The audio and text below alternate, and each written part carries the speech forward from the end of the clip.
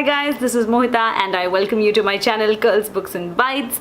This video is such an impromptu and absolutely I'm not prepared for this video kind of a post.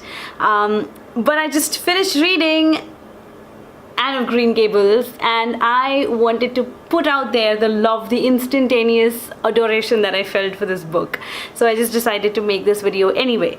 So Anne of Green Gables follows the story of Anne Shirley. Anne Shirley, how I wish I could adopt her myself. Anne of Green Gables is written by Lucy Maud Montgomery and this is the first time that I'm ever reading one of her works. I'm really not so much about picking up classics, but as I'm trying to diversify my reading experience, I decided to read this book. So the way I actually came to know about this being a book was last year I watched the Netflix series Anne with an E, which is slightly edgier, slightly intense, a little bit more negative and not as fun and light-hearted as the book Anne of Green Gables is, and it's also named after just the first chapter of the book, which is Anne with an E. Although I was absolutely attracted to the Netflix series, I absolutely loved it and I'm eagerly waiting for the second season. There are a lot of discrepancies between the plot of the TV show as well as the book, but nonetheless I think I enjoyed both, so I'm really looking forward to the second season of the series, and I'm also looking forward eagerly to read the second book in the series. I don't know the name, I haven't seen what the name is, but I guess this book is followed by some 6 or 7 more books. It's an entire series about Anne Shirley, who we see at age 11, and then towards the end of the series she's married and has her own kids.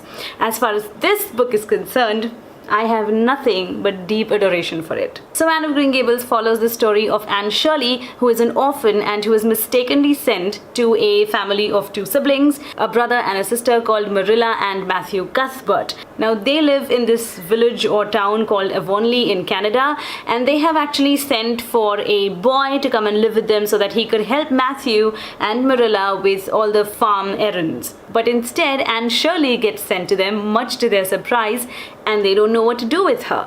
But Anne Shirley is definitely not like a shy, timid little orphan. In fact, she has a problem controlling her self-expression. There is abundance of nature in the book, and when you read it, you will instantaneously feel like, you know what, you want to reach out and touch the branch of the tree, or you just want to dip your foot in that river flowing next to you, or just admire the way the sun rays cut through the tree branches. It is so beautiful. The book is completely centered around Anne Shirley. I wouldn't say that the book is written only from the perspective of Anne.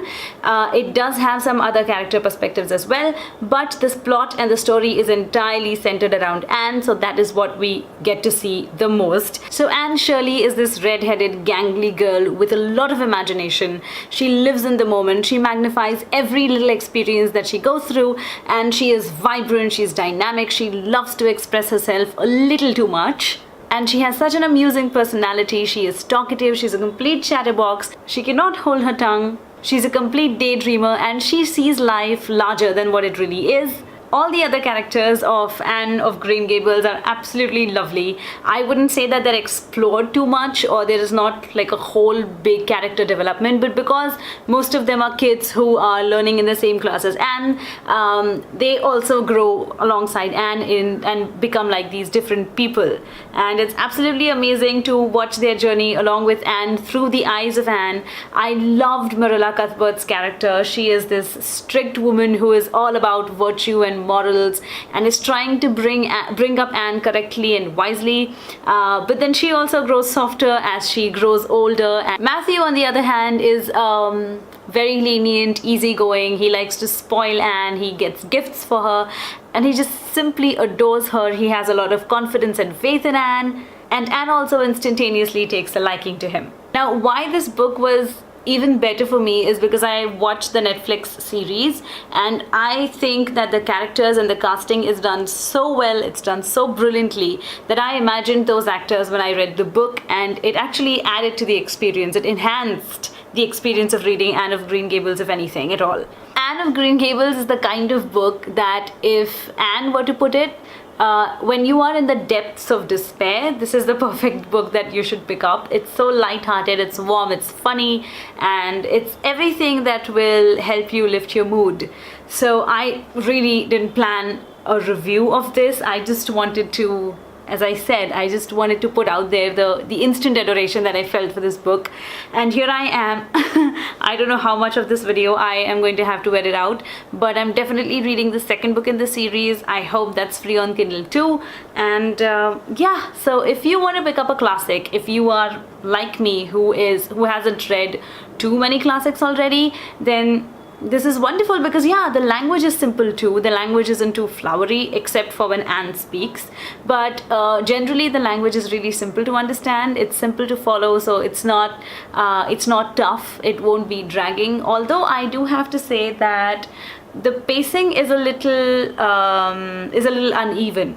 So in the beginning of the book, almost the first 80% of the book, Anne is still 13, 14, and suddenly she turns into an adult, like 16 years of age towards the end of the book. So the pacing is a little uneven, but I suppose it will be compensated for as we go ahead in the series. So yes, if I am to recommend a classic to you, then among the 3 or 4 classics that I have read, pick Anne of Green Gables up. It is such a sweet little story, and it's not like an intense plot. It's something that you need not concentrate and focus on. It's a very simple story, but the writing is absolutely brilliant. The writing is funny and quirky, and it's so adorable. So definitely pick this book up and let me know what you feel about Anne of Green Gables too. Alright then, all my gush about Anne of Green Gables, I have put it out there.